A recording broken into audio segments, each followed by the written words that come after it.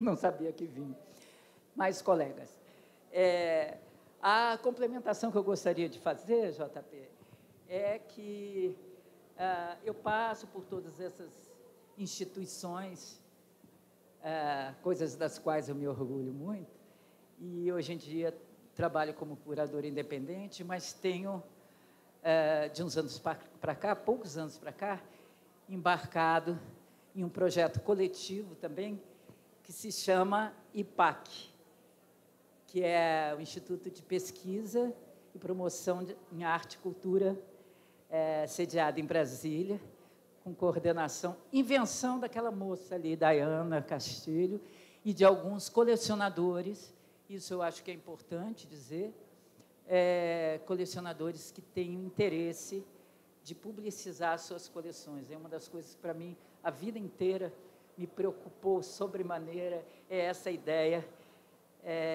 de que isso, que algumas pessoas, pela situação que tem e tudo isso, tem a possibilidade, de reunir obras e que isso fique guardada por poucos, muitas vezes somente vão ser publicizadas depois da morte dos colecionadores. Então, esse movimento é muito interessante, e aí eu estou embarcando com eles nessa coisa, que eu acho que é uma boa provocação para a gente. Inclusive, a gente começa a pesquisar também algumas coleções públicas que têm desejo de serem mais vistas. Então, essa é uma nova ação coletiva depois de estabelecer a minha independência. Bom, a primeira coisa que eu queria falar com vocês é do meu prazer de estar aqui. Já falei para a Vanessa, que teve que dar uma saída, que eu queria agradecer a ela a provocação, porque vergonha para mim, estava até falando com o João, que é frequentador assíduo, é a primeira Fargo que eu venho, eu moro aqui do lado, Então, essa provocação para vir aqui falar com vocês me fez vir e conhecer essa iniciativa, que eu acho que é super importante. Eu estava conversando com um amigo, curador do Rio, já com bastante caminho aí ontem à tarde, e eu dizendo para ele, só vou poder fazer alguma coisa depois que eu voltar da Fargo. Ele disse, poxa, que coisa importante isso. E por que Brasília não conseguiu fazer isso, como capital federal? E eu acho que é uma questão super pertinente, por que não lá também? Mas é aqui que foi feito, e eu acho que graças à coragem desse pessoal que resolveu enfrentar o desconhecido e mandar ver, e fazer uma coisa em moldes que não são iguais aos moldes das outras feiras, porque estão em lugar diferente. Aliás, esse é a pegada da minha fala. A provocação que Vanessa e JP me fizeram foi com esse Caminhos da Arte no Centro-Oeste, qual eu resolvi devolver com um horizonte cerrado, viver no centro do mapa, porque eu queria refletir aqui um pouco com vocês sobre essa circunstância nossa de viver aqui no centro do mapa, no Brasil profundo, nessa terra ancestral, que é muito mais associada à natureza, aliás, muito ameaçada, o Cerrado é o bioma mais ameaçado, e menos à cultura. A cultura no Brasil se produz à beira-mar. Então, o que é que está se construindo como pensamento num momento, inclusive, Celso, num momento, inclusive, em que o Centro-Oeste, e aí eu digo especialmente Goiânia, os artistas de Goiás, estão no centro do interesse. Eu acho que isso é uma coisa boa, sem dúvida nenhuma, mas eu acho que ela não pode ser uma coisa que seja feita do eixo Rio-São Paulo para cá. Eu acho que deve ser um diálogo estabelecido, e aí a gente tem aqui o Celso, lá de São Paulo, que estabelece esse diálogo há anos. aqui. Mas um diálogo um pouco solitário com o Centro-Oeste, né? Vamos dizer. Então, o que acontece... Horizonte Cerrado, Viver no Centro do Mapa, é uma exposição super recente que nós fizemos no Rio de Janeiro, com um recorte da coleção do Sérgio Carvalho, que é um colecionador que eu imagino que vários de vocês conheçam aqui, é um colecionador de Brasília, que tem uma importantíssima coleção de arte contemporânea brasileira, né, e que investiu sempre em jovens artistas, que hoje em dia já não são tão jovens, que têm uma projeção enorme e tudo isso. Então, ele tem um universo riquíssimo de obras e de amizades com seus artistas, não, com os artistas de sua coleção, o que faz com que a sua coleção se mova de uma forma muito especial. A gente tem aqui um outro colecionador de Brasília, que é o Fernando, que está lá no cantinho, que também tem uma prática semelhante a essa, uma prática de ter uma relação constante com os artistas que ele coleciona. E eu acho que isso é uma coisa da maior importância, né? Porque os próprios artistas vão apontando para o colecionador certos caminhos, certas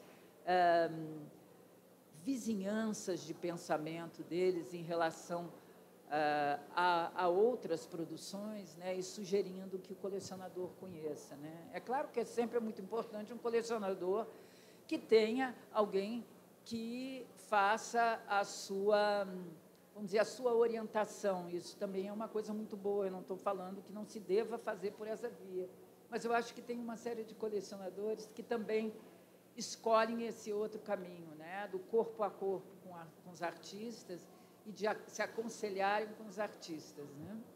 Bom, dito isso, eu quero dizer para vocês que assim que Vanessa me convidou, eu pensava vir aqui para conhecer a feira, para falar. Eu fiquei um pouco... porque eu sou uma pessoa que vem da educação, né? Eu sou uma curadora tardia, que me tornei curadora por provocação dos artistas que estavam à minha volta, e isso eu agradeço muito, né? E que já tenho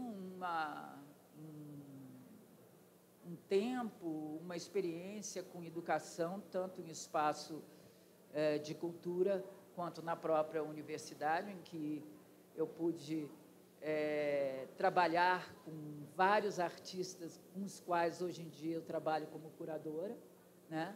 E isso me dá o maior prazer. Mas eu sou uma pessoa que não entende de mercado, vou confessar logo para vocês, né? Acho que é uma falta da universidade, acho que a universidade está engatinhando agora com essas questões, agora que tive... de também discutir mercado dentro do seu espaço, mas eu sou uma pessoa que se formou pensando em circuito e não pensando em mercado.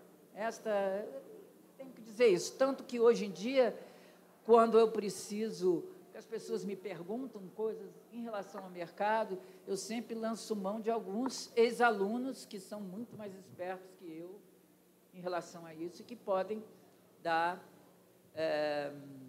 alguma ajuda, a não ser quando é Atos Vulcão, que Valéria Cabral me assiste, né? Então, bom, mas dito isso, né, o que eu quero falar para vocês, então, que minha fala vem muito em cima de experiências que a gente vem desenvolvendo, e aí eu falo a partir de Brasília, a partir do Distrito Federal. Tenho relação com algumas pessoas daqui também, que é muito forte, um desejo de uma certa forma, retomar aquilo que foi feito pela grande Aline Figueiredo em 1980, que publica Arte no Centro-Oeste, né? E é um negócio incrível quando você revisita o livro, porque ela é uma pessoa que vivia completamente fora do circuito, e do circuito, até fora do circuito na época, né? Eles realmente tinham um trabalho de artistas que buscavam um circuito fora, lá, à beira-mar, né? Mas uma cidade como Cuiabá é uma cidade que até hoje não tem mercado de arte. E é de lá que sai, pela mão e pela cabeça da Aline, o primeiro livro, né? Então, nós, inclusive, eu e Divino Sobral estávamos pensando como é que a gente poderia fazer uma continuidade disso, claro, com alguma coisa que fizesse sentido hoje em dia, né? Mas eu acho que... por que eu estou falando isso? É porque eu acho que há um esforço das pessoas que vivem, né, que optaram por viver aqui no centro do mapa, de criar pensamento, criar teoria também sobre a produção de arte aqui, né?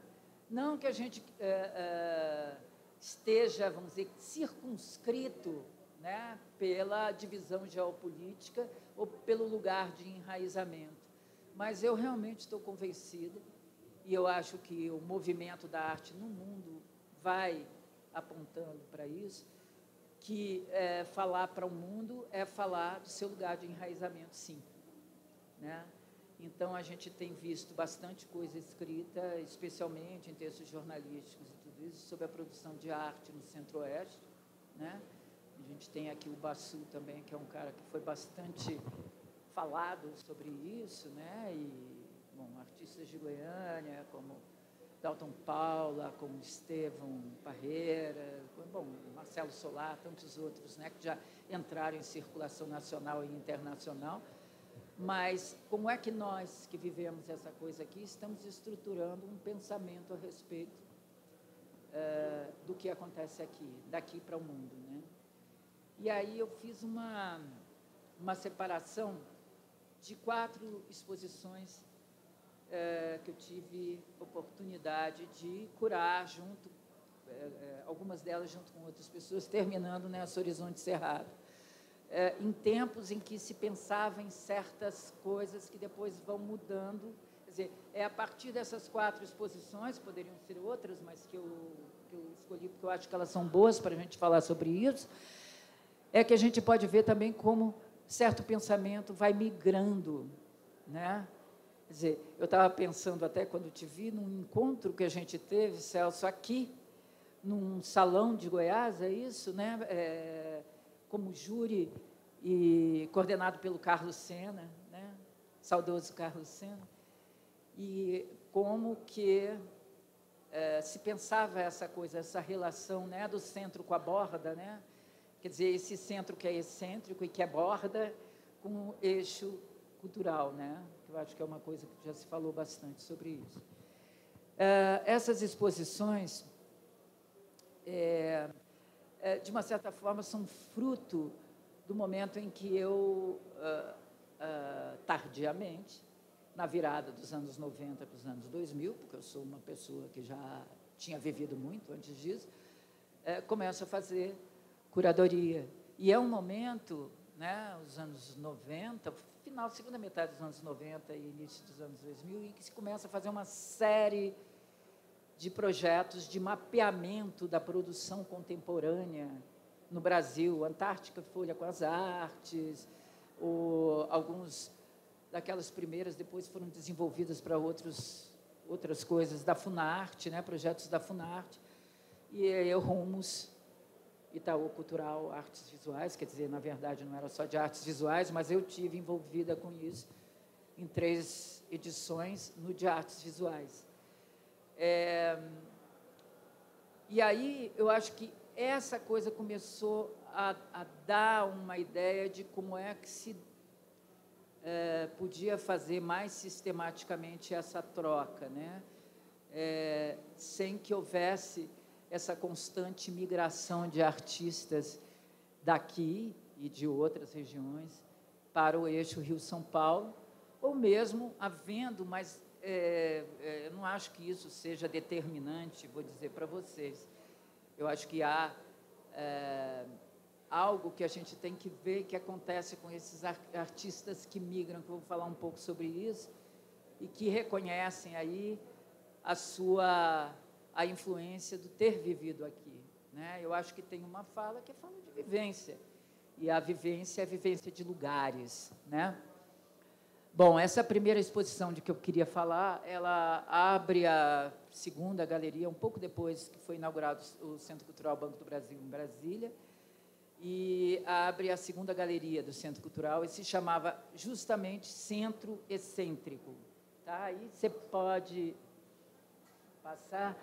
Isso foi uma ação coletiva, e a curadoria era minha e do G. Ortoff, né?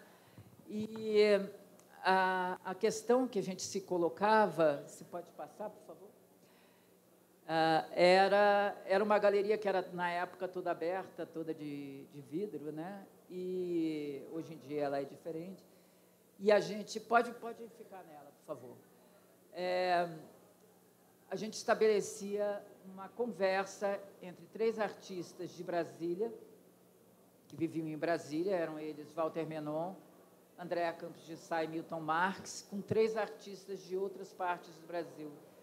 É claro, isso de uma certa forma, assim, falado tão por cima, parece um pouco ingênuo, né? Mas, na verdade, era ver, eu revendo os textos e tudo, os textos dos próprios artistas, era ver onde haviam as aproximações, né? E onde haviam certas diferenças, né?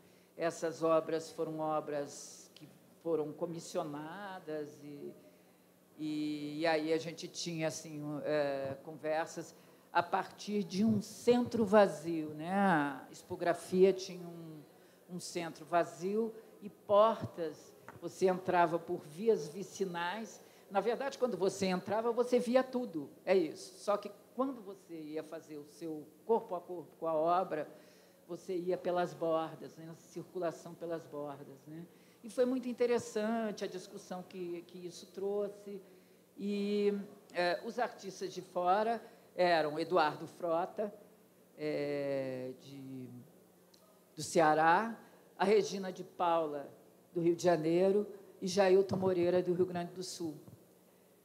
E eu acho que a gente fazia esse trabalho dentro da galeria, e a gente também fez uma série, uma coisa que está sumindo, né? Mas de outdoors pela cidade, também com trabalhos dos artistas, com obras dos artistas, que, de uma certa forma, faziam como que uma relação centro-borda também entre a galeria e esses espaços, às vezes no meio do mato mesmo, onde estavam... Passa para a gente.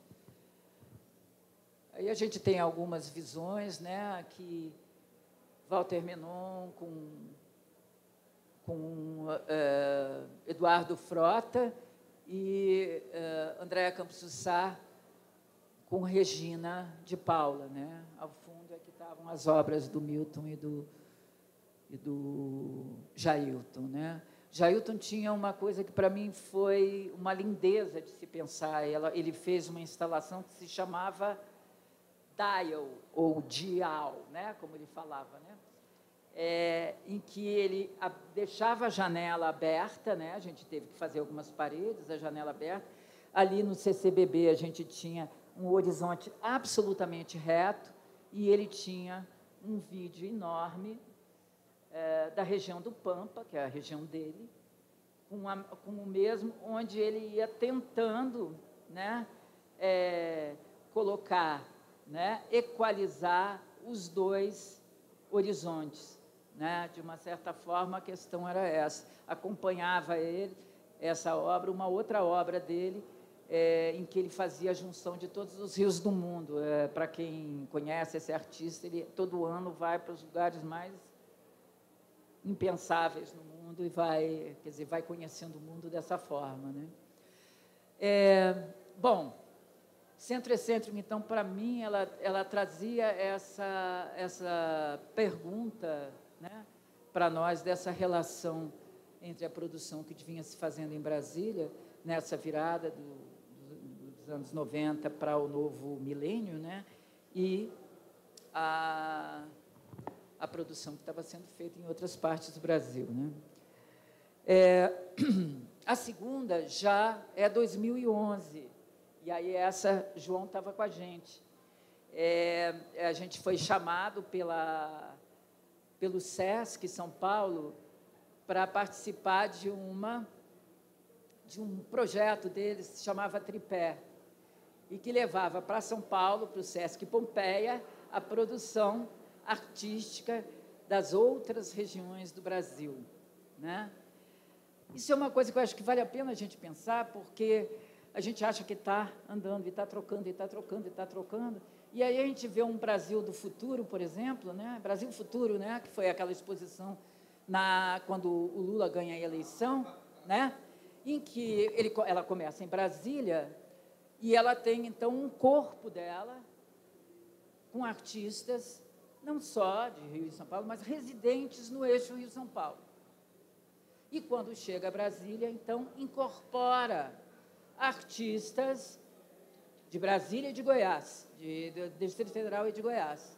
Quando ela vai para Belém, os artistas do Distrito Federal e de Goiás não vão. Vai, então, esse corpo que foi selecionado, né, no eixo cultural, e se agregam artistas do Norte. Então, a gente vê que essa coisa, efetivamente, não evoluiu tanto assim, né? Então, de uma certa forma, o tripé, como nós pensamos, a gente foi antecedido pelo tripé Norte, que era curado pelo Orlando Maneschi, né? E que fazia um trabalho, eu tive a oportunidade de ver, que talvez falasse muito da cultura do Norte, mas, ao mesmo tempo, assim, essa cultura está aqui, né? E, quando a gente foi fazer, a gente chamou a nossa exposição, era João Angelini, o Eliezer Sturme e o Carlos Lin, que eram 3 artistas que, efetivamente, na própria configuração dessa cidade, né, Brasília, né, essa que vem pousar sobre o nada, que era o Planalto Central, né, que traz, que importa. E tudo isso eu estou falando, não estou falando como crítica, não, mas era um pensamento nacional, tá? Traz artistas e intelectuais para tirar da capital federal os cupins de Goiás, gente. Isso foi dito pelo Darcy Ribeiro, né? Quer dizer, é claro que, quando ele estava falando isso, o Darcy era um antropólogo, um pensador super interessante do Brasil. Ele estava querendo dizer do atraso da sociedade agrícola, rural, não sei o quê, mas é uma fala incrível, né? Até mesmo como é incrível uma fala como a de Lúcio Costa, quando chega em 88, em Brasília, desce a escadaria da rodoviária e diz assim: pois é, Brasília não é uma flor de estufa, né? Virou uma cidade que tomou conta de si mesma. Então, de uma certa forma, linhas de chamada eram esses artistas que viviam fora do plano piloto, meio no mundo rural ou numa cidade do Distrito Federal, que tem uma configuração muito diferente, porque é uma cidade colonial, que é planaltina, né? E era de lá que eles estavam falando, né? Então, as linhas de chamada são, na arquitetura, aquelas linhas que contornam o objeto, né? Bassu, me ajuda aí se eu estiver falando errado, né? E nós, então, obrigada, é aquela que se espalha, deixa tudo cair. Então, a ideia era que se falasse, né, pensando no plano piloto no centro, aquele lindíssimo desenho de Lúcio, né, no Brasil, eles falassem do lado de lá das linhas de chamada, do lado de fora, né? Então, de uma certa forma, a gente está indo aqui, desculpa, está vendo? Eu sou perigosa, Léo, você tem que ir passando. Esses eram só um instantinho, só volta, porque eu falei e não mostrei. Ali, Jailton Moreira, que eu falei para vocês, o Dial, e aqui os Milton Marques e os outdoors que foram espalhados pela cidade. Pronto. Passando, aqui, então, o tripé, e aí, por favor, vai passando, Léo. Então, esses 3 artistas, né, para aquela coisa que está lá, está no relatório do plano piloto, né, que vem conquistar esse céu que não acaba, não, os artistas devolviam o chão, né? Então, esse em primeiro plano aqui é do Carlos Lim, que era um chão mesmo, que foi que era um backlight, as pessoas andavam em cima dele, como é que chama, as mantas do Eliezer Sturm, que eram feitas nas casas pelo interior de Goiás, e o João não conseguiu uma foto de perto das suas, não. São horríveis essas fotos que eles me mandaram, mas tudo bem. Que faz uma animação com uma instalação de pedras, né, que ele trouxe de lá, de Planaltina. Passa aí, vamos ver se tem. Tem! Aí, né? Esse trabalho que ele já vinha fazendo há algum tempo, é maravilhoso esse trabalho. Infelizmente, eu não tenho nada de bom para mostrar para vocês dele. Sinto muito, tá? Isso aconteceu em 2011. Então, de uma certa forma, já tem um outro enfoque de discurso. Em 2018, vamos passar, porque senão eu vou ficar falando demais, a Fundação Atos Bulcão nos provocou para que a gente fizesse, né, aí já puxado por Dayana e por Valéria Cabral, os 100 anos de Atos Bulcão, que percorreu todo o circuito Banco do Brasil. Eu quero falar para vocês do Atos, mas no Rastros de Atos, no último núcleo da exposição, chamava-se Rastros de Atos, e era o diálogo dos artistas contemporâneos com esse artista, que é um dos 3 formadores do imaginário que a cidade tem sobre si mesma, e o único que ficou em Brasília, quer dizer, ficou, teve que sair, foi saído, né? Passou boa parte dos anos 60 e um pedaço dos anos 70 fora, porque foi exilado, né? E depois volta e fica aqui. Essa exposição tinha como a partitura dela, essa foi curada por mim e pelo André Severo, com assistência curatorial do Carlos Lim e da Valéria Cabral, e aí a gente tinha uma ideia de seguir a partitura dessa entrevista que ele deu, em que ele fala por que a escolha de ficar em Brasília, né? Ele vem para Brasília para trabalhar na Nova Cap, e é chamado, Nova Cap, que construiu a cidade, e é chamado para ajudar a formar o Instituto Central de Artes da UNB, né? E, quando ele volta, ele não tem nenhuma ligação com nada disso. Então, ele começa a fazer os chás na casa dele e chama artistas mais jovens. E aí ele faz um ensino-aprendizado, porque ele troca com esses artistas, né? E eu já sabia, já tinha, até porque fui a alguns chás dele, que esses artistas realmente reputavam ele uma grande importância na definição de certas questões de suas obras. Mas a gente se chamou também os artistas que eram mais jovens e que não tinham convivido, né, com Atos, mas que tinham convivido com a presença do Atos na cidade, né? E aí a gente tem depoimentos super lindos, né? Então, aqui é um pouco de como a gente fez, isso é em Belo Horizonte, e aqui já essa parte dos azulejistas, né, de Brasília, como é que eles trabalhavam. Inclusive, aqui o centro do Coletivo Transverso, que é um azulejo poema, né, um painel de azulejo poema, né? E aí os Rastros de Atos era isso, os próprios artistas faziam com a gente uma conversa e estabeleciam a obra que colocariam e a obra do Atos que conversa com isso, tá? Bom, eu acho que aí a gente também chega numa outra coisa, que é como é que está formando também uma linguagem que tem uma identificação com a própria história dessa super jovem senhora que é Brasília, né? E, por último, então, aí tem um pouco mais. Isso era muito lindo, né? Porque é um trabalho da Poliana Morgana, em que ela fez para uma outra exposição, que eu também fiz curadoria, que eram os 50 anos de Brasília, E ela, então, faz o caminho, ela morava em Taguatinga e ia todo dia de Taguatinga para Brasília. E ela faz um caminho sonoro. Então, você tem a sonoridade de Taguatinga como uma sonoridade de metrópole e uma sonoridade do plano piloto como uma sonoridade bucólica, como se você estivesse na zona rural, né? Então, é muito interessante, né? Bom, isso aí para vocês verem um pouco de como ela ficou. Essa também circulou, depois foi para Porto Alegre, para o Santander também. E aí chegamos em Horizonte Cerrado, tá? E aí é que eu queria conversar um pouco com vocês. Eu já estou acabando meu tempo? Ah, tá. Sobre o que foi fazer essa exposição. Então, provocada pelo Sérgio Carvalho, eu resolvi fazer esse recorte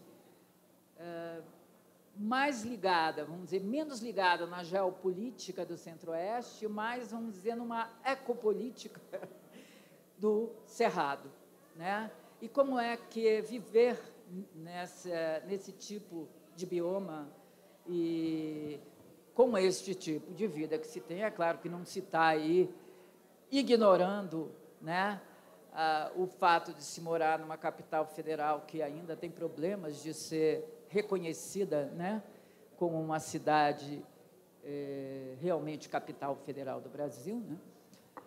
Ela tem muito pouco tempo, pode estar ótimo. E aí a gente fez a seleção dos artistas, não só colocando artistas de Mato Grosso do Sul, Mato Grosso, Goiás e DF, mas pensando também em certa parte da Bahia e de Minas Gerais que fazem fronteira com isso, que tem um tipo de vivência que é muito próxima, né? Assim como Tocantins, embora não se tivesse nenhum artista de Tocantins, né, na coleção. É uma exposição de coleção. Aí tem uma coisa também que é interessante para a gente pensar, porque aí você tem também as limitações que a própria coleção tem, né? Mas essa é uma coleção que dá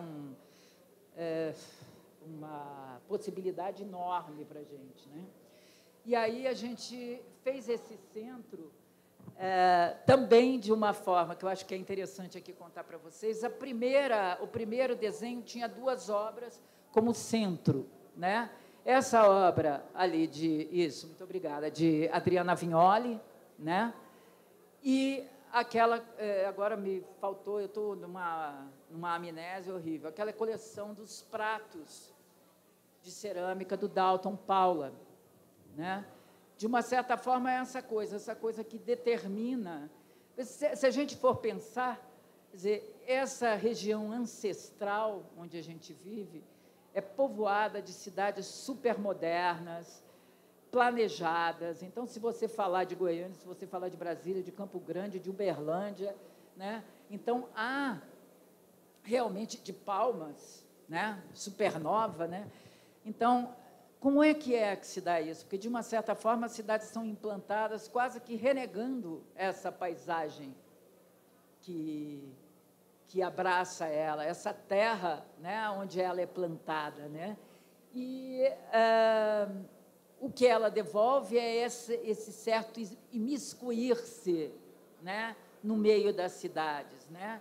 Eu acho que Goiânia é um super exemplo disso, como a cultura caipira está instalada nessa cidade tão moderna, né? Então, acho que essas coisas são muito interessantes da gente pensar, né?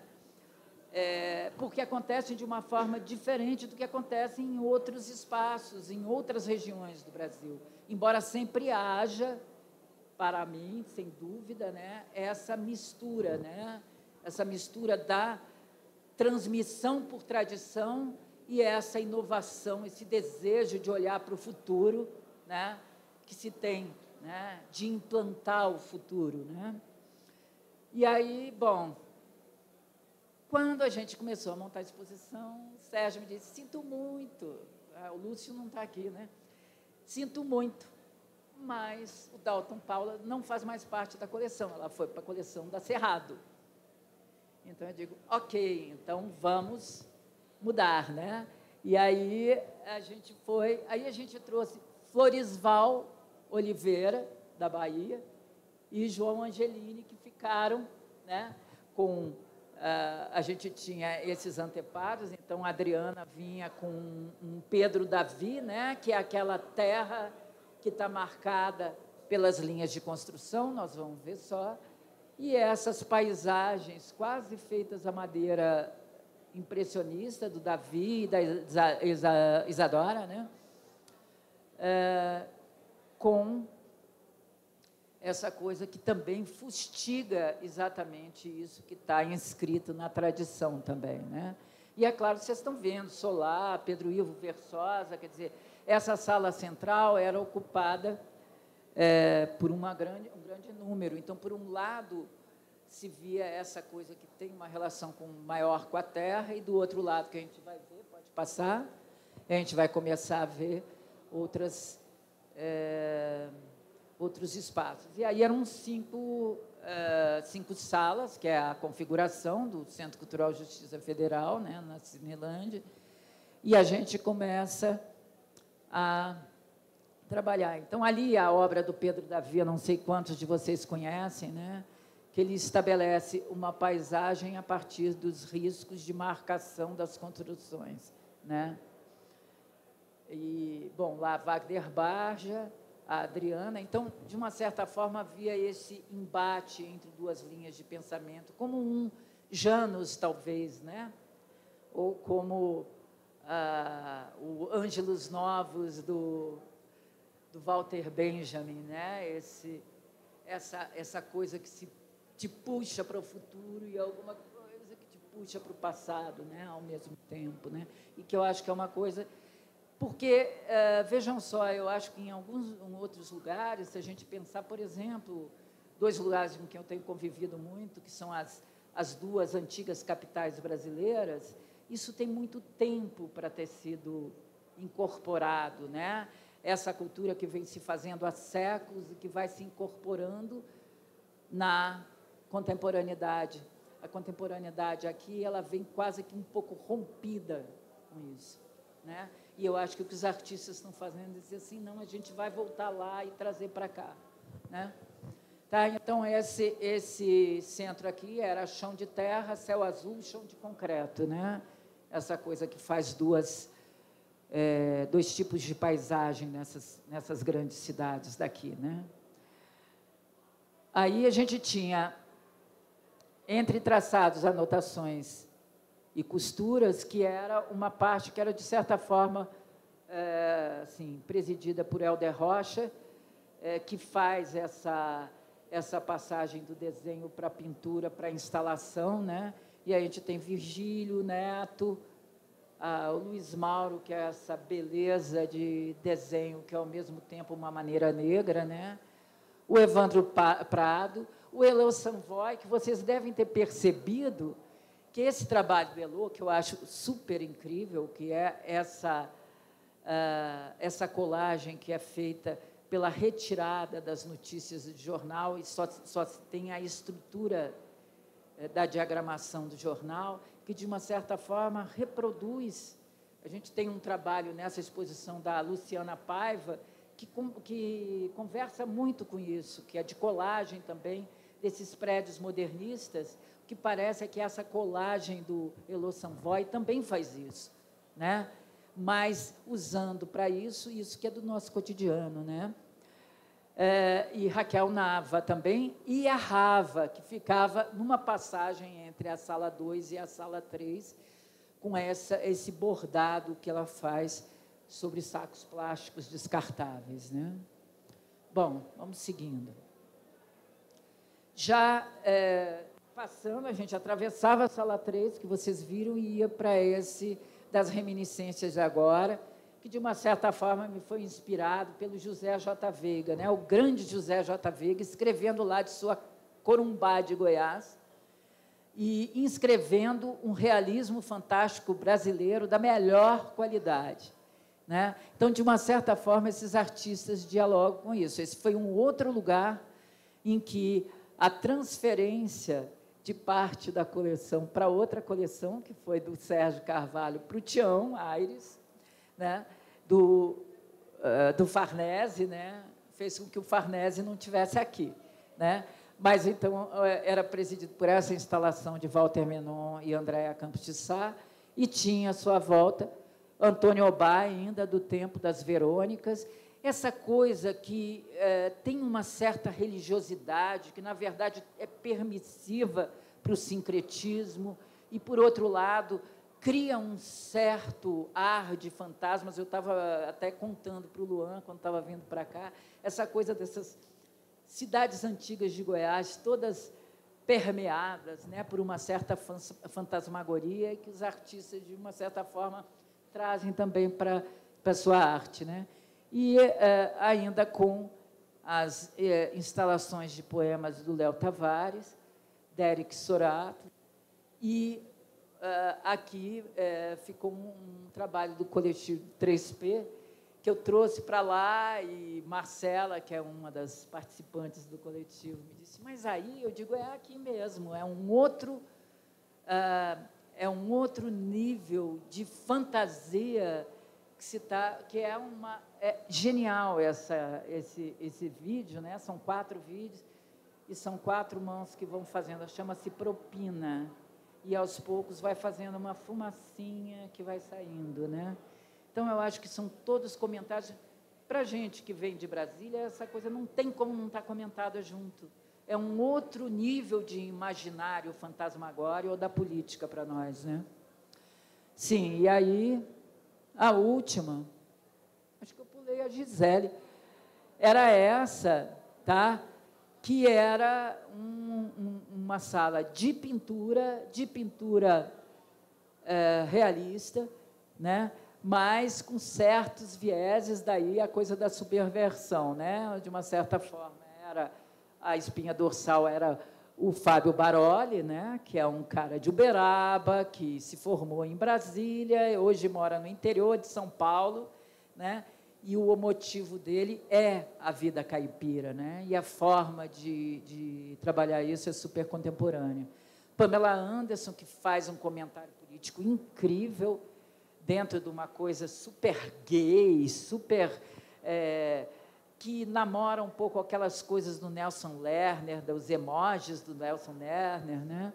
Camila Soato, que encara a abjeção de frente, e o Bento Benleite, que fala da sua própria vivência, né? É um homem trans, que fala de toda a violência da própria vida dele, né? A gente pulou a que falava justamente de paisagem. Você pode ir rapidinho lá, 1, 2, 3, 4, mais, abaixo. Aqui. Que aí foi o que eu queria falar, porque essa é na linha contínua da paisagem o que permanece, né? E a gente fez, de uma certa forma, uma coisa que era puxada pela Gisele Camargo, uma carioca que se muda lá para a Serra do Cipó e passa a dividir ateliê com o Marcos Siqueira, que é um cara de lá da Serra do Cipó, que trabalha com pigmento natural, que faz uma crônica do cotidiano, e o trabalho dela, que tem muita raiz no neoconcretismo, depois ela é uma pupila da Lúcia Laguna, começa a incorporar elementos desse lugar onde ela está vivendo, né? Pedro Gandra, que faz essa paisagem que é quase literária e é fantástica, e aí eu quis trazer, porque eu acho que o centro do Brasil é puro realismo fantástico, né, gente?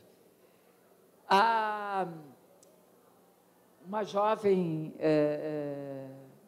pintora, que é a Fernanda Azul, que ela é uma moradora do Guará e trabalha com essa coisa do resto da tecnologia.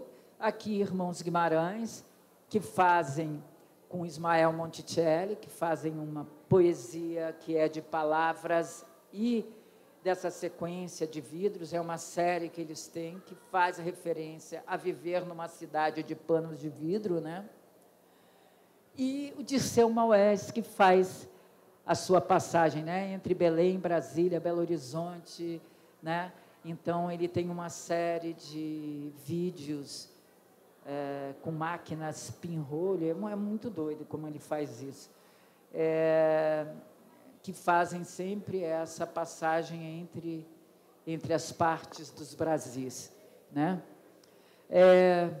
Quando eu falo sobre todas essas coisas, eu estou querendo dizer para vocês que aqui, talvez, o que a gente esteja considerando é como que se está inscrevendo um tipo de conversa visual que, de uma certa forma, né, pela própria vizinhança, dos outros lugares, daqui de Goiás, Mato Grosso, né, com o Distrito Federal, faz com que a gente comece também a se reconhecer como alguém que está inscrito nessa cultura da qual a gente, de uma certa forma, como construção da cidade, renegou e que depois a gente um pouco que é expulso, que eu acho que a gente pode fazer como uma inscrição daquilo que Brasília está produzindo, né, como vamos dizer, um viés cultural, é essa mistura que está aí, né? Agora, só para terminar rapidamente, eu queria, e eu preciso do meu óculos, preciso ler.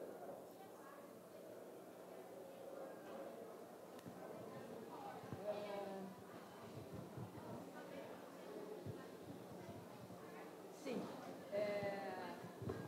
Eu sempre esqueço de falar no microfone, desculpa. Então,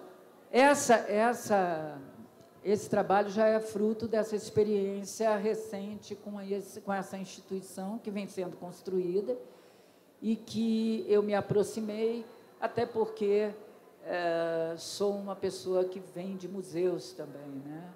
Que eu acho muito interessante isso da gente pensar as coleções, como é que as coleções se formam e como é que as coleções se tornam o testemunho de certas culturas, né? E aí eu acho que o que a gente fez nessa exposição tem a ver com isso. Que tipo de testemunho é possível dar disso que a gente está falando a partir dos elementos da coleção, né?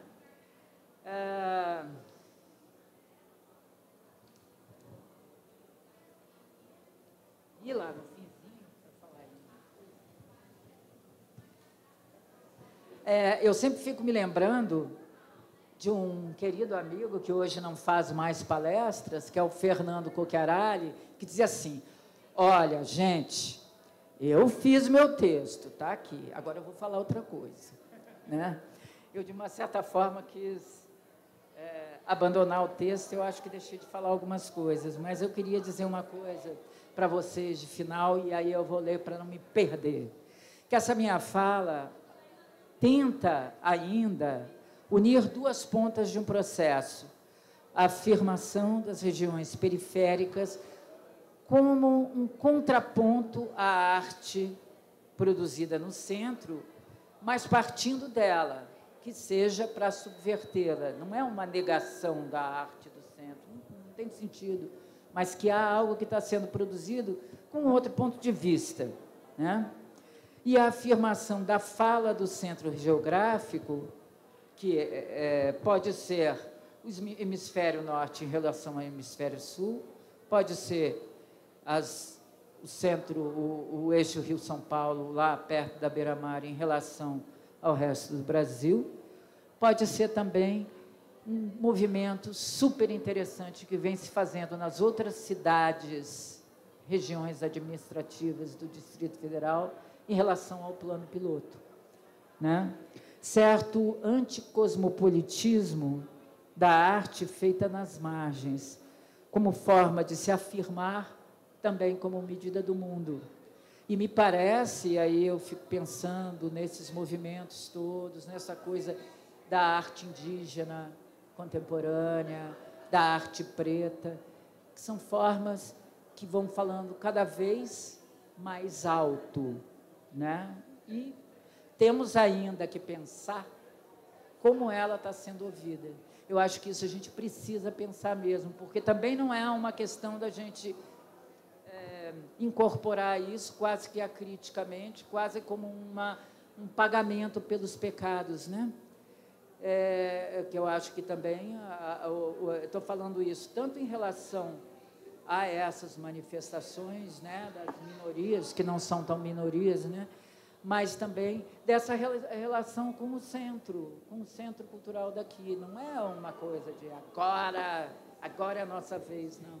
É uma coisa de realmente a gente ver como que essas relações vão amadurecendo e vão se estabelecendo para que realmente, né, a gente faça aquela coisa que Moacir dos Anjos falava lá na virada dos anos 90 para os anos 2000, quando ele fez a Exposição Nordeste e escreveu o livro Local Global, e que Recife era a grande descoberta do Brasil, né? Depois foi Belém, agora, quer dizer, já vieram outros, agora Goiânia está sendo isso, e como é que a gente se relaciona para sustentar o nosso discurso também de outros lugares, né?